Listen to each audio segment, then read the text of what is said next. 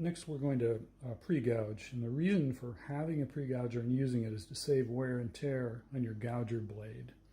And the pre-gouger generally has two blades, a straight blade that cuts off the high spots on the curve, and then one that puts a semi-gouged thickness on there with a curved blade. And so this is how you use a pre-gouger.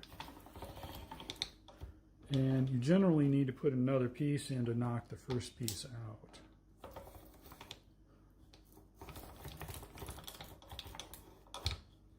So there's our two pieces. This is just pith, so we're going to discard that, and this is the piece that we're going to use. Okay, so to get the other piece out, it's good to put a gouged piece in there and push it through like this. So there are the two pieces right there. Okay, now we're going to gouge this piece of cane here.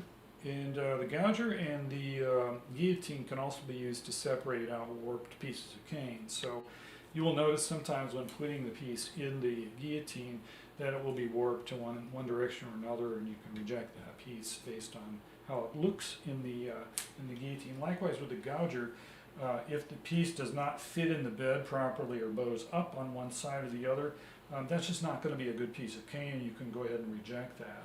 This one seems to be fitting in pretty well, so I'm going to go ahead and gouge it. It's just like profiling. You want to finish, you want to keep going until nothing comes off, and that's pretty well done. Now the other thing you need to do is rotate it and do the other direction, because the gouger blade is just a little bit off center from the bed, and that's how you get an elliptical gouge. And so by doing this second pass, you get that elliptical gouge that I prefer. Well, that's pretty much done.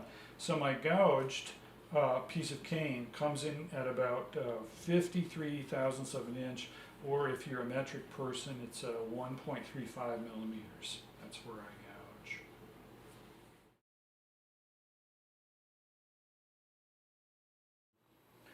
So immediately after gouging, the cane needs to be put on something that has the same curvature as it, otherwise it will tend to curl up. So there's an inch dowel rod on the table, and I've rubber banded some pieces of cane on it.